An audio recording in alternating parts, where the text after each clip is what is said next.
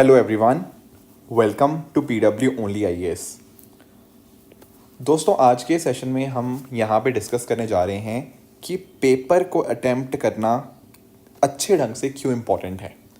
देखो, आप एक बात अंडरस्टैंड करो, कई बार हमें हमारे सब्जेक्ट के बारे में जानकारी अच्छी होती है, हमें कॉन्सेप्ट भी क्लियर होते हैं, पर जब हम पेपर को अटेम्प्ट करने के ऊपर आते हैं ना, तो हम अक्सर नोटिस करते हैं कि कुछ गड़बड़ियाँ हम कर देते हैं। तो कैसे हम ये इंश्योर कर सकते हैं कि हम बहुत अच्छे ढंग से पेपर को अटेम्प्ट करें, कैसे हम एग्ज़ाम के समय पैनिक ना करें, कैसे एक काम एंड कंपोज्ड माइंडसेट के साथ एक पेपर को हम यहाँ पे अटेम्प्ट करें, ये सारी बातें हम आज के सेशन में डिस्कस करेंगे। प्लस क्या जीएस और सीसेट को अटेम्प्ट करने का तरीका थोड़ा अलग होता है या सिमिलर है, ये सारी बातें भी आज हम डिस्कस करेंगे। दोस्तों, मैं आपको एक काम करता हूँ, यहाँ पर ना 2025 के प्रीलिम्स पेपर की तरफ लेके चलता हूँ। ये आप आपके सामने पेपर देख रहे होंगे, ये 2025 का पेपर था, ठीक है। ये सारे क्वेश्चंस आपके यहाँ पे सामने हैं, आपके स्क्रीन के सामने हैं। अब कई बार पता क्या होता है, देखो 4 सेट होते हैं, आप लोग जानते होंगे, A B C D, right. और कई बार ये चीज़ मैंने खुद भी विटनेस करी है अपने केसेस के अंदर भी। कई बार पता क्या होता है, हम पहला क्वेश्चन यहाँ पे पढ़ते हैं, लेट से हर किसी के ना कुछ वीक सब्जेक्ट्स होते हैं, हर बच्चे के कुछ स्ट्रॉन्ग सब्जेक्ट होते हैं। अगर तो दोस्तों पहला सब्जेक्ट आपको स्ट्रॉन्ग मिल गया, मतलब पहला ही क्वेश्चन आपके स्ट्रॉन्ग सब्जेक्ट से हुआ, तो कहीं ना कहीं आप काफ़ी खुश हो जाते हो, क्योंकि आपको शायद वो क्वेश्चन आता होगा। बट दिक्कत पता कहाँ आती है कि मान लेते हैं आपके सेट के अंदर पहला क्वेश्चन ही उस सब्जेक्ट से था जो आपका सबसे ज़्यादा कमज़ोर है। तो कई बार ऐसा हो जाता है। अब उस चक्कर में पता क्या होता है, एक बच्चा पहले क्वेश्चन को पढ़ता है, नहीं आता, सेकेंड क्वेश्चन को पढ़ता है, मे भी हो सकता है थोड़ा बहुत आता हो, पर एक दो स्टेटमेंट उसको कंफ्यूज कर देती हैं। तीसरा क्वेश्चन यहाँ पे पढ़ता है, अब ये कहता है कि ये तो कभी मैंने सुना ही नहीं, मैं तो करंट अफेयर छोड़ के चला गया था। तो मान लो चौथा क्वेश्चन, पांचवा क्वेश्चन, मान लो 5-6 क्वेश्चन जैसे इस पेज पे नंबर 1 पे है ना, तो पहले पेज पे उसको लगता है कि यार 6 क्वेश्चन मैंने देख लिए, 6 क्वेश्चन में से या तो मुझे सिर्फ एक ही क्वेश्चन आता है या कोई भी क्वेश्चन नहीं आता। अब ऐसे केस में स्टूडेंट हो जाता है पैनिक, राइट, कि यार मेरा तो पेपर ही ख़राब हो गया। अब दिमाग में सोचने लग जाता है, बहुत सारे थॉट्स आने लग जाते हैं कि यार एग्ज़ाम क्लियर नहीं हुआ तो क्या होगा, मैं तो ये सोच के आया था कि अच्छे से इतने नंबर ऑफ़ क्वेश्चन अटैम्प्ट करूँगा, पर यहाँ तो 6 क्वेश्चन ही ख़राब चले गए हैं, 6 में से कोई आ ही नहीं रहा। तो पॉइंट ये आता है कि ऐसे केस में करना क्या चाहिए। देखो, यहाँ पर ना कुछ पॉइंटर्स हैं जो मैं आपके साथ डिस्कस करना चाहूँगा। सबसे पहली चीज़, ऐसे केस में आपको क्या करनी है, आपको ये अंडरस्टैंड करना है कि आपके पेपर के अंदर there are different types of questions. कुछ क्वेश्चंस ऐसे होते हैं जहाँ पर आपको कंप्लीट नॉलेज होती है, मतलब आपको पूरी तरह से उस क्वेश्चन का आइडिया है। कुछ क्वेश्चन ऐसे होते हैं जो 50-50 वाले क्वेश्चन होते हैं, मतलब ये कि 2 स्टेटमेंट्स आपको हो सकता है आती हैं, और मतलब 2 ऑप्शन में कन्फ्यूज़न है आपको, 2 स्टेटमेंट नहीं, 2 ऑप्शन में हो सकता है आप कन्फ्यूज़ हो, 3 ऑप्शन में कन्फ्यूज़न हो सकती है, या चारों में, या किसी का कुछ पता ही नहीं है। तो एक्चुअल में ना पेपर अटैम्प्ट करते समय हमें हर किसी को अलग अलग तरह से एनालाइज करना होगा। अभी मैं आपको कुछ एग्जांपल के माध्यम से भी समझाऊंगा, बट उस तक पहुंचने से पहले, इनकेस आप में से कुछ बच्चे ऐसे हैं जो हमारे साथ सृजन बैच में एनरोल करना चाहते हैं, तो ये सब उसकी कुछ डिटेल्स हैं। जैसे इसमें आपको फेजेस के अंदर आपको पढ़ाई की जाएगी। जैसे फेजेस की बात करें तो फेज़ 1 में आपका मेंस के ऊपर फोकस रहेगा, फेज़ 2 के अंदर आपका फोकस रहेगा प्रीलिम्स के ऊपर, फेज़ 3 में फोकस फिर से मेंस के ऊपर होगा। तो यानी कि ना अगले कुछ महीने, ठीक है, वहाँ पर आप पूरी तरह से मेंस का ध्यान रखेंगे। आप फुल लेंथ टेस्ट के माध्यम से, अपने डेली आंसर राइटिंग प्रैक्टिस के माध्यम से अपने मेंस को स्ट्रॉन्ग कर लेंगे। फिर उसके बाद अपने प्रीलिम्स के ऊपर फोकस करेंगे, जहाँ पर आपको प्रीलिम्स के डेली बेसिस पर टेस्ट होंगे। एंड एक बार आपका प्रीलिम्स क्लियर हो जाएगा, फिर कहीं ना कहीं आप वापस से मेंस की तैयारी में यहाँ पर जुड़ जाएंगे। तो सृजन 2.0 हमारा जो प्रोग्राम है, प्री प्लस मेंस 2026, ये आपको बिल्कुल हेल्प कर देगा। यहाँ पर खूब सारी क्वेश्चंस के माध्यम से हम यहाँ पे प्रैक्टिस करेंगे। एनीवेज, अब बात आते हैं मुद्दे के ऊपर। मैं आपको जो पॉइंट समझा रहा था कि एक बच्चे ने मान लो 6 क्वेश्चन पढ़े और उसको 6 के 6 क्वेश्चन ही नहीं आए। अब ऐसे केस में पता क्या करना चाहिए आपको डायरेक्टली जाना चाहिए अपने स्ट्रॉन्ग सब्जेक्ट के ऊपर।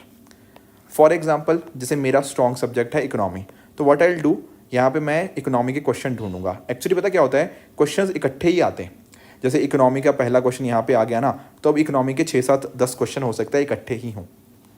तो ऐसे केस में सबसे पहला जो स्टेप हमारे एग्ज़ाम के पर्सपेक्टिव से बनता है ना, वो सबसे पहले बनता है कि हमें क्या करना चाहिए, हमें पेपर को आइटरेशंस में, मतलब राउंड में सॉल्व करना चाहिए। पहले 5 मिनट जो होंगे ना आपके पेपर के, उसमें आप क्या करेंगे, पेपर को थोड़ा सा स्कैन कर लेंगे। स्कैन क्यों करना ज़रूरी है, स्कैन करने से आपको पता लग पाएगा कि भाई कौन सा वाला सेक्शन कहाँ पूछा गया है, कहाँ पर इकोनॉमी के क्वेश्चन है, कहाँ पॉलिटी के हैं, कहाँ हिस्ट्री के हैं। तो जो मेरा स्ट्रॉन्ग एरिया है वो कहाँ पे आ रहा है, हमारा वीक एरिया है वो कहाँ पे आ रहा है। ठीक है, तो पहले 5 मिनट जब मैंने इस पेपर को 2025 के पेपर को स्कैन किया ना, मुझे पता लग गया कि भाई ये रहा इकोनॉमी का क्वेश्चन, मेरा स्ट्रॉन्ग एरिया इकोनॉमी है, तो मुझे कहीं ना कहीं कोशिश यहाँ से करनी चाहिए। अब मैंने जब यहाँ पे नोटिस किया कि भाई यहाँ तो क्वेश्चन पूछ रहा है कि प्राइमरी डेफिसिट क्या है। अब मैंने तो पढ़ा हुआ है प्राइमरी डेफिसिट क्या होता है, कि फिस्कल डेफिसिट में से जब कहीं ना कहीं आप चीज़ें माइनस कर दोगे कि वहाँ पे आपका कितना आपका इंटरेस्ट पेमेंट है ऑन प्रीवियस बोरोइंग्स, ठीक है, वो कहीं ना कहीं मेरा प्राइमरी डेफिसिट यहाँ पे निकल जाएगा। तो मैंने फटाफट यहाँ पे इसको सॉल्व कर लिया और मेरा क्वेश्चन नंबर 35 डन हो गया। फिर आगे देखा, ये फाइनेंस कमीशन का था, ये भी इकोनॉमिक मेरा स्ट्रॉन्ग एरिया है ना, इसीलिए मैं कह रहा हूँ। IBRD है, ये भी मेरा स्ट्रॉन्ग एरिया था। तो ऐसे जब मैंने 7, 8, 10 क्वेश्चन किए ना इकोनॉमी के, अब मेरे दिमाग में कॉन्फिडेंस आ चुका है कि भाई 10 क्वेश्चन आए इकोनॉमी के, मेरे उसमें से 7 या 8 कहीं ना कहीं ठीक हो रहे हैं। क्यों इतने ज़्यादा कैसे ठीक हो रहे हैं, क्योंकि भाई यहाँ हम बात कर रहे हैं हमारे स्ट्रॉन्ग सेक्शन की। ये जो स्टार्टिंग के 5 मिनट है ना, आपको स्कैनिंग ही करनी है कि स्ट्रॉन्ग जोन कहाँ पर लोकेटेड है। ठीक है, अब एक्चुअल में आप अंडरस्टैंड क्या करोगे, आपने एक बार अपने स्ट्रॉन्ग जोन से स्टार्ट कर दिया, वो आपको एक कॉन्फिडेंस देगा। कॉन्फिडेंस किस चीज़ का, कि भाई मैं पेपर कर सकता हूँ। दिक्कत पता क्या हो जाती है, यहीं पर पहले वाले स्टेप में कि अगर हम गड़बड़ कर देते हैं, हम जल्दबाजी में क्वेश्चन नंबर 1 से शुरू कर देते हैं, और अगर सामने टफ क्वेश्चंस आ गए या कुछ 4, 5, 6 क्वेश्चन टफ आ गए, हमें लगता है पेपर हमारा गया। और ऐसे टाइम के ऊपर हम जब पैनिक कर जाते हैं ना, फिर वहाँ से वापस रिकवर करने में बहुत ज़्यादा दिक्कत आ जाती है। तो पहले 5 मिनट में हम क्या करेंगे, हम पेपर स्कैन कर लेंगे और सबसे स्ट्रॉन्ग सेक्शन से अपने स्टार्ट करेंगे। जब एक कॉन्फिडेंस आ चुका होगा, तो हमारे जो कम स्ट्रॉन्ग हैं या जो हमारे वीक एरियाज़ भी है ना, उनमें भी हम कहीं ना कहीं अच्छे से दिमाग लगा के शायद उनमें भी थोड़े से कुछ क्वेश्चन सॉल्व करने की वहाँ पर भी कोशिश कर सकते हैं। जैसे फॉर एग्जांपल एक बार इकोनॉमी हो गया, फिर मेरा polity second most favourite subject है, तो मैं उसके क्वेश्चन यहाँ पे अटैम्प्ट करने की कोशिश करूँगा। तो पहले राउंड के अंदर ना आप कहीं ना कहीं पता क्या कर रहे होंगे, मैं आपको समझा देता हूँ इस बात को। जैसे मैं आपको कह रहा था ना, अलग अलग टाइप्स ऑफ क्वेश्चंस होंगे। तो आपके सामने जब आपके सामने पेपर होगा, पहले तो 5 मिनट में आपने आइट्रेशन से समझ लिया कौन सा सेक्शन कहाँ पर है। फिर जब आपने क्वेश्चंस को अटैम्प्ट करना शुरू किया, तो आपने स्टार्ट किया अपने फेवरेट सेक्शन से। और राउंड 1 में पता क्या करोगे, वो क्वेश्चन सॉल्व करोगे केवल और केवल जिनके बारे में आपको कंप्लीट नॉलेज है। जैसे यहाँ पे 4 ऑप्शंस हैं, ठीक है, तो मुझे इसका कंप्लीट आइडिया है कि इसका सही आंसर क्या है। तो राउंड 1 के अंदर आप पूरा पेपर गो थ्रू कर लोगे, starting with your strong area, and सबसे पहले वो क्वेश्चन अटैम्प्ट करोगे जिनके बारे में आपकी कंप्लीट नॉलेज है। ठीक है, फिर कुछ ऐसे क्वेश्चंस भी आए होंगे जहाँ पर आपको कंप्लीट जानकारी नहीं है। जैसे फॉर एग्जांपल हो सकता है कि लेट्स से यहाँ पे बात कर लेते हैं क्वेश्चन 44 की। क्वेश्चन 44 में हो सकता है कि आपको पता हो कि भाई स्टेटमेंट 1 सही है, पर स्टेटमेंट 2 के रिगार्डिंग आपको कंप्लीट क्लैरिटी ना हो। अब वहाँ पर आपने पता क्या कर दिया है, आपने बी और डी ऑप्शन को एलिमिनेट कर दिया है। अब आप ए और सी में कंफ्यूज हो कि इसका आंसर क्या होना चाहिए। फिर सेकेंड राउंड के अंदर आपको ये वाले क्वेश्चन अटैम्प्ट करने की कोशिश करनी चाहिए, ताकि किसी ना किसी तरह से मैं इसको भी यहाँ पे सॉल्व कर पाऊँ। फिर इसके अलावा अगर आपके पास ये ना, एक्चुअली मैं आपको बता देता हूँ, जो कंप्लीट नॉलेज वाले क्वेश्चन हैं वो कहाँ सॉल्व होंगे, वो आपके राउंड 1 में सॉल्व होंगे।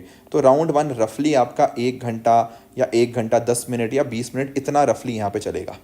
ठीक है, फिर राउंड 2 के अंदर क्या होंगे, लेट्स से आपने यहाँ से मान लो 30 या 35 क्वेश्चन आपने सॉल्व कर लिए जिनके बारे में आपको कंप्लीट नॉलेज है। पर अभी तक देखो, मेरी बात सुनो, अभी तक आपने कट ऑफ क्लियर नहीं करी है। यहाँ पर हो सकता है 30, किसी के ये 40 भी हों, डिपेंडिंग ऑन द फैक्ट। तो 60 से 80 नंबर के बीच में आपके कहीं ना कहीं बन रहे होंगे। थोड़े बहुत आप माइनस कर लो तो 55 से 75 नंबर के आसपास बन रहे होंगे, 1-2 अगर गलत भी हो गए, पर ये कंप्लीट नॉलेज वाले थे।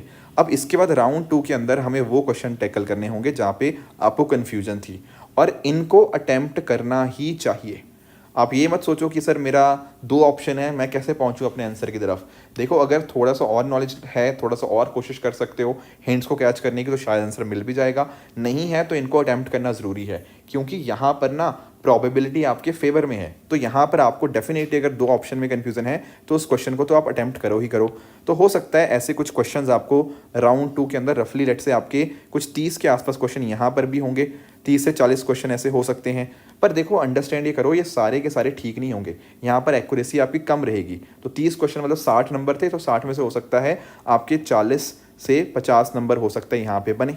ठीक है ना, ये जो राउंड 2 होगा ना, दिस विल रफली टेक यूर 40 to 45 मिनट्स, क्योंकि इनको पहले भी मैंने एक बार देख लिया था, तो यहाँ उतना ज़्यादा टाइम यहाँ पे नहीं लगेगा। अब आप नोटिस कर पा रहे होंगे कि रफली सर हमारा टाइम तो कंप्लीट हो चुका है। हाँ बिल्कुल, रफली आपका टाइम यहाँ तक कंप्लीट हो चुका है। इसी में देखो एक बात अंडरस्टैंड ये करना, राउंड 1 के बाद आपने OMR फिल कर देनी है, फिर राउंड 2 के बाद भी OMR आप फिल कर चुके होंगे। अगर इसके बाद आपके पास टाइम बचेगा तो वहाँ पर हम राउंड 3 अटेम्प्ट करेंगे।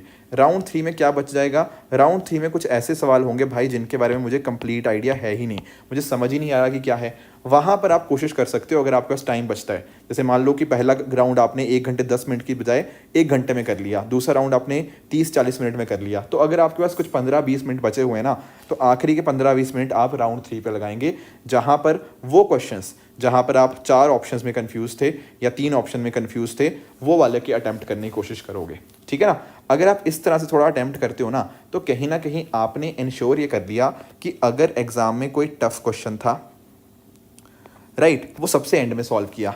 कोई एग्जाम में कोई इजी क्वेश्चन था, वो सबसे पहले किया। मॉडरेट वाले क्वेश्चंस आपने सेकेंड राउंड में किए, एंड जो टफ क्वेश्चन थे या तो आपने छोड़ दिए या फिर आप उनमें से कुछ एक क्वेश्चन कर पाए। एक्चुअली होता पता क्या है, एग्जाम के अंदर अगर हम इजी क्वेश्चन गलत कर देते हैं या मॉडरेट क्वेश्चन गलत कर देते हैं, कहीं ना कहीं वो सबसे बड़ी गलती हो जाती है। और इसका रीज़न क्या होता है, एग्जाम में हम पेपर स्टार्ट कर देते हैं, टफ क्वेश्चंस थे, हमारे वीक एरियाज थे, वो कॉन्फिडेंस डाउन करता है, और कॉन्फिडेंस डाउन होने की वजह से हमारे ईजी या मॉडरेट भी हम छोड़ आते हैं या फिर उनको गलत कराते हैं, एंड इस वजह से हमारे नंबर गलत बनते हैं। इसीलिए ज़रूरी ये है कि start your paper well. Paper को अच्छे से स्टार्ट करोगे, क्वेश्चंस अच्छे से आंसर हो जाएंगे, तो कहीं ना कहीं मॉडरेट और टफ क्वेश्चंस आंसर करने में भी उतनी ज़्यादा दिक्कत नहीं आएगी जितनी शायद आप टफ क्वेश्चन स्टार्ट करने से करते। तो आप लोगों को ध्यान में रखना है ना, ये वाली हैबिट कोई एक दिन में नहीं आएगी। You should do what, you should definitely give some mock test. ये स्ट्रैटेजी तभी काम करती है जब आपने पहले मॉक्स दिए होंगे एंड वहाँ पर स्ट्रैटेजी को अडॉप्ट किया होगा, एंड आगे जाके फिर रियल एग्जाम के अंदर भी अटेम्प्ट करो, तभी ये काम होता है। अदरवाइज बच्चे पता क्या बोलते हैं, बच्चे बोलते हैं कि सर मैं क्वेश्चंस कर भी लेता हूँ घर पे बैठ के, जब आप क्वेश्चंस करवाते हो क्लास के बाद 10 क्वेश्चन कर लिए तो मैं कर लेता हूँ, पर एग्जाम में आते हैं तो दिक्कत हो जाती है। उसका रीज़न यही है कि या तो हमारे रिवीजन अच्छे से नहीं हुई या फिर हमने टेस्ट को, पेपर को अटैम्प्ट करने का तरीका नहीं सीखा। और ध्यान में रखिएगा, यही सिमिलर चीज़ आपको CSAT के कॉन्टेक्स्ट में भी करनी है। जो सबसे आसान क्वेश्चन होंगे वो राउंड 1 के अंदर, मीडियम लेवल क्वेश्चन राउंड 2 में, एंड टफ क्वेश्चन आपके राउंड 3 में। इससे आपकी टाइम मैनेजमेंट भी यहाँ पे कंट्रोल में रहेगी, plus at the same time आपका कॉन्फिडेंस भी स्टार्टिंग में अच्छा हो जाएगा, क्योंकि आपने आसान क्वेश्चन से ही स्टार्ट किया है, एंड आपके जब अच्छे खासे क्वेश्चन हो जाते हैं तो ऑटोमेटिकली वो आपको एक कॉन्फिडेंस भी देते हैं, राइट। तो ट्राई करिएगा इस पर्टिकुलर स्ट्रेटजी को। आपको कोई दिक्कत आती है तो आप डेफिनेटली मुझे आप बताइएगा, ठीक है। प्लस ठीक है, प्रैक्टिस जितनी ज़्यादा मैक्सिमम आप करोगे उतना ही ज़्यादा आपके लिए बेनिफिशियल हो जाएगा।